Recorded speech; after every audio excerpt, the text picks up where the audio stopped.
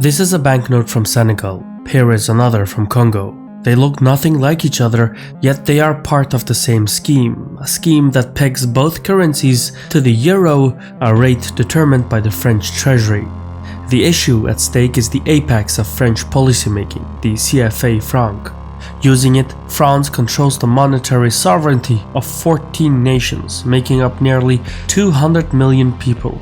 These countries include Benin, Burkina-Faso, Cameroon, Chad, Congo, Equatorial Guinea, Gabon, Guinea-Bissau, Ivory Coast, Mali, Niger, Senegal, Togo, and the Central African Republic. And while these nations have a seat at the United Nations and wave their independent flags, it is only the face of imperialism that has changed. The conduct of business has largely remained the same. The big difference is that imperialism used to be spread through tanks. Nowadays, it comes through banks.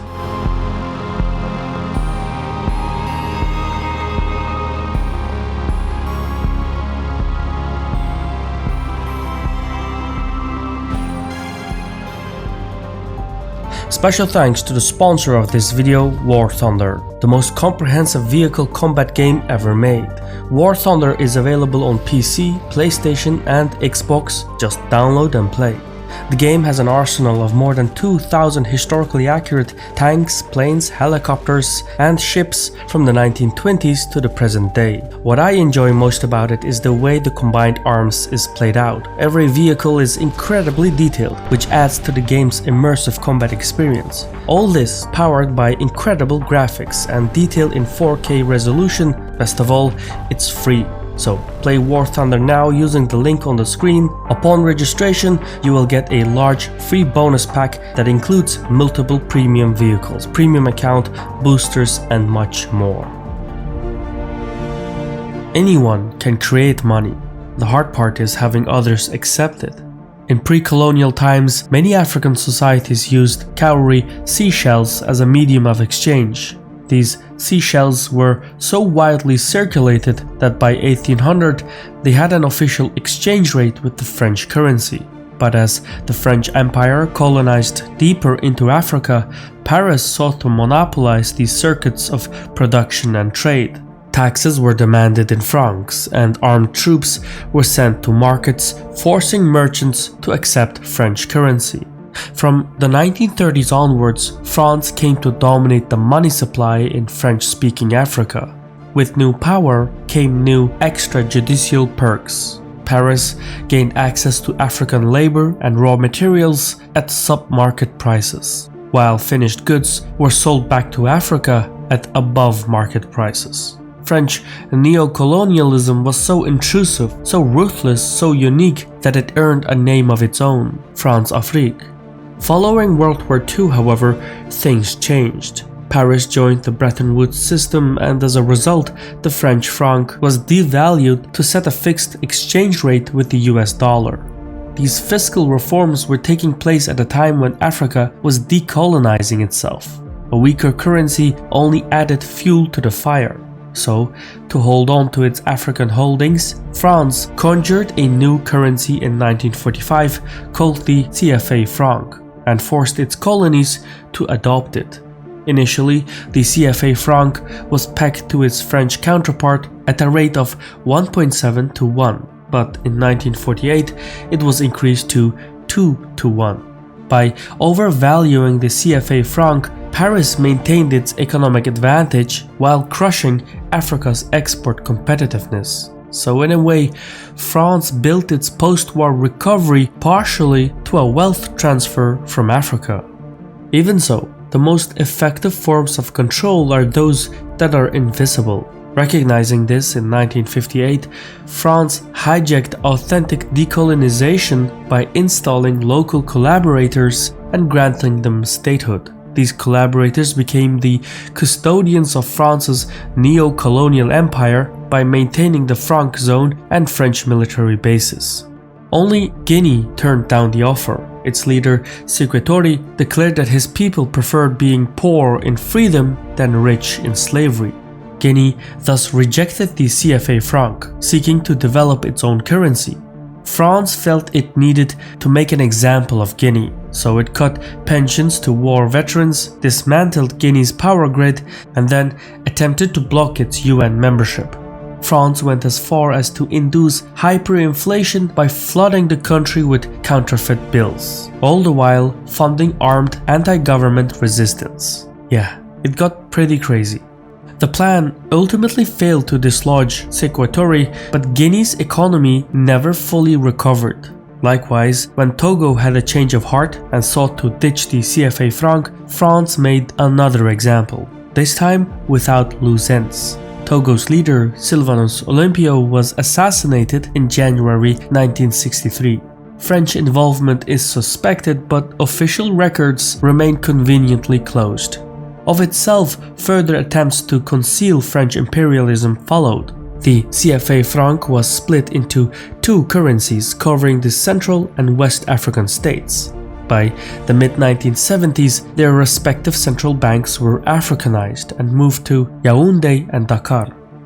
Though local Africans staffed these institutions, there were no fundamental policy changes, and France retained veto power over the banks' governing statutes. This included a requirement that member states deposit half their exchange reserves at the French treasury, plus another 20% for financial liabilities, meaning member states retained access only to 30% of their money. Moreover, all foreign exchange conversions were to pass through the French treasury. The way this fiscal policy works is by operations accounts. These are special accounts held at the French treasury. The denominations are in euros, but when accounts are in credit, the African central banks effectively place their foreign exchange reserves at France's disposal. But when the central banks' accounts are in debit, they are obligated to pay interest to the French treasury. In other words, CFA member states pay France to hold on to their money. Even more unsettling, no one knows what France does with the money. The French treasury does not disclose this information even to CFA franc nations. So it wouldn't be out of the ordinary if France were to reinvest African funding for French profit. However, one looks at it, the CFA scheme is an effective moneymaker for France, and French businesses benefit as much as the French treasury. More specifically, France doesn't need to draw on its foreign exchange reserves for African imports. Dozens of French multinationals are present in Africa, including TotalEnergies, Areva, and Vinci. Africa also grants France access to strategic resources like uranium, which is indispensable for France's nuclear energy sector, meeting 3/4 of French energy needs. Meanwhile, Gabon is a source of crude oil, Mauritania delivers iron ore, while Togo and Benin provide agricultural commodities. Additionally, the icing on the cake, French national Vincent Bolloré owns most of West Africa's major ports. It is thus not by incident that former French President Jacques Chirac once stated that much of the money in French banks comes precisely from exploiting Africa, and that France would lose its global standing without its African empire.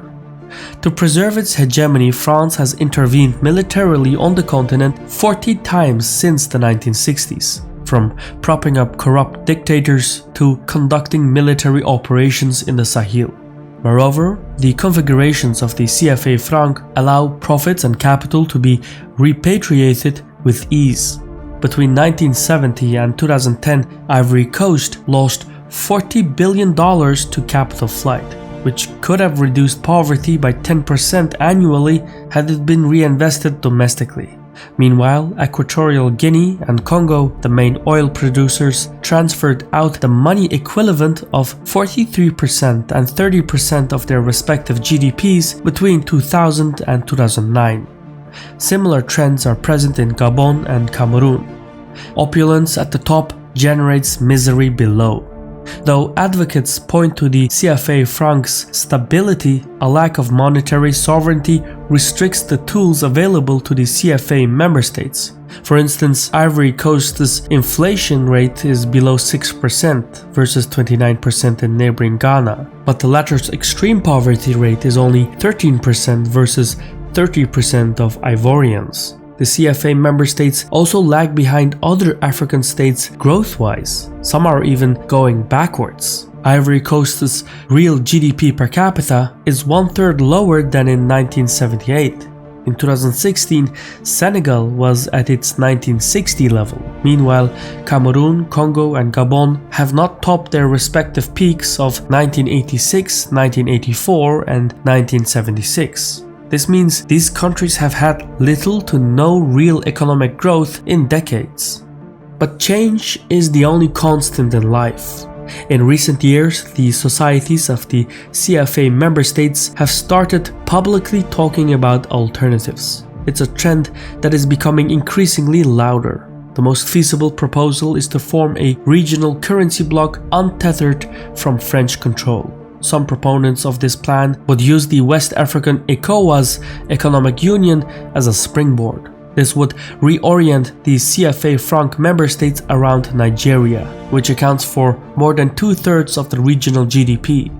Plus, Nigeria is a net oil exporter, while most West African states are importers, so there is a natural synergy in the ECOWAS region. Of course, nothing worth having comes easy. Paris has sought to forestall these attempts. A law to this effect was passed in the French Senate in January 2021. It looks to change the West African CFA franc into the ECO, and then abolish the operations accounts and withdraw French personnel from the central banks. All this is to be completed by 2027, but Paris would still retain effective control. Where the African monetary reserves would be held, at which location remains unaddressed. It's safe to say that the French reform is nothing but a ruse. Ultimately, the best solution may be for the individual states to have their own central banks and currencies fixed to a common regional unit at an adjustable rate. This would give monetary sovereignty to 14 nations or nearly 200 million people. But many still fear crossing swords with France, and for good reasons. So, any attempts to break away from French hegemony would require a joint effort across the CFA franc zone. Most of all, the African collaborating elites who benefit from the system would need to be sidelined and replaced by lawmakers prepared to embark on a path of self-directed development. This may prove to be the greatest stumbling block, and it's something that has to change from within, because there is nothing more agreeable in life than making peace with the status quo, and yet nothing more corrupting. I've been your host Shirvan from Caspian Report. Remember to play War Thunder now on PC, PlayStation or Xbox using the link on the screen. Upon registration, you will get a large free bonus pack that includes multiple premium vehicles, premium account, boosters and much more. War Thunder, get it now. Thank you for watching. We're expanding our perks on Patreon. You can now download all original maps by Caspian Report without watermarks and totally copyright free. We have a Discord server where we gather and talk. So if you're interested in more Caspian Report, check the Patreon link in the description. And Sarol.